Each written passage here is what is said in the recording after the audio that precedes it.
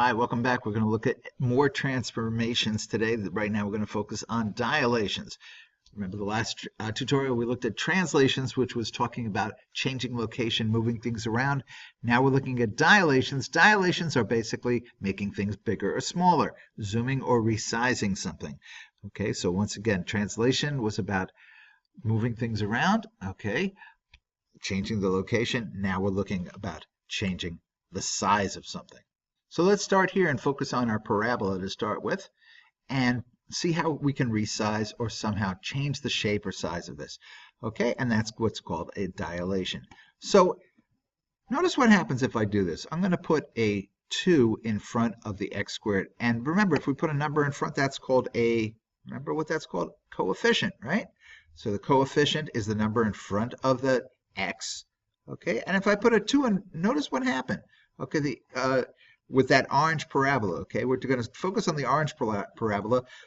The purple parabola, of course, is our parent parabola. That's always going to stay where it is, okay? So if I put a 2 in there, now I put a 3 in, now I put a 4 in, now I put a 5 in, now I put a 6 in, you'll notice what's happening to the parabola. As I increase that number, that coefficient, the sides of the parabola are getting closer together, and the sides are getting steeper. Another way we could look at it, we could say that the parabola itself appears to be getting skinnier, okay? And that, my friends, is called a vertical stretch, okay? A stretch is when the sides are stretched vertically, okay? So you're pulling them more up and down, basically, making the sides more steep, and the graph appears to be skinnier. All right, so what would happen if instead of making the coefficient a bigger number like that, a number that's bigger than 1, what if I made it a number that was less than 1 but bigger than 0? So I put in, let's say, 0.5. Okay, that's a fraction. That's a half. Notice what happened. Look at the orange parabola again, and then notice what happened. So 0.5 or a half. Or if I put in 0.25, that's a quarter. Notice what's happening to the parabola now. If I put in 0.6, okay, 0.7, 0.10. Wow, look what happens there. Okay, so what's happening to the parabola? It's getting, the sides are getting much further apart. It's getting fatter. Okay, one way that sometimes people talk about that is a vertical compress. We're actually pushing it down closer together. So if we call that a compression vertically, it makes the shape of the parabola or whatever object we're talking about kind of flatter and fatter. So to generalize the rule, if we're going to do a vertical stretch, which means we're going to make it skinnier and longer, the coefficient has to be something greater than 1, and any number really greater than 1 all the way up to positive infinity. All right, that's what the value of the coefficient has to be greater than 1. Okay, if the value of the coefficient is anywhere between 0 and 1, so all those numbers are fractions, any kind of fraction between 0 and 1 is a vertical compress. So it's going to make it fatter and flatter. All right.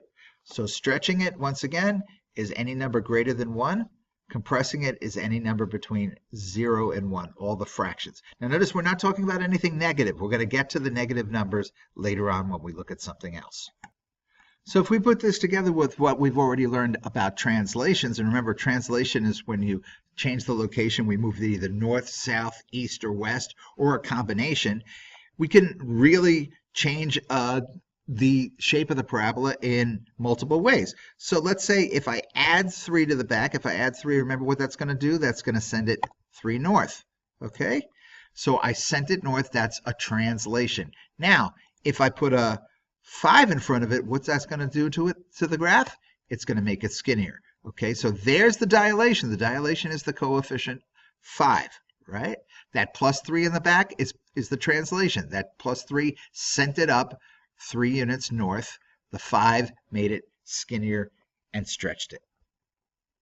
And if I use an absolute value graph, we're going to see the same thing. So as you can see, the absolute value of the original, the parent, is in purple, and the orange right now is the image, right? That's what we did after we copied it and we did some transformation to it. In this case, what did we do right now? We just translated it, right?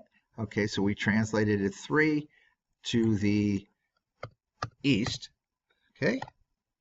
And let's do something else to this. Hold on. Let's make this a little bit more interesting. Okay, so just erase this for a second. And we're going to do something a little bit more interesting. So there's an absolute value of x, let's say -1, -2. So what does that do? The outside one brings it down 2 units. The inside moved it 1 east. So our vertex, we make this positive if we're looking for the vertex. So the vertex should be at 1, -2, which it is. It's at 1, -2. And that tells us how the whole thing moves. So it's 1 east to south. That's what that vertex tells us. That's the translation. Now, what happens if I put a 7 in front of it? If I put a 7 in front of it, it gets a lot skinnier. Okay, that's the dilation. Okay, the 7 dilated it. Now, if I put a 0.5 in, it's going to dilate it as well, but it's going to make it fatter. Okay, so a number bigger than 1, 10, makes it skinnier. A number between 0 and 1, so any fraction, 0.75, made it fatter. Okay, that's the dilation. There's 2 translations going on there. So we could do more than one thing at a time to any one of these.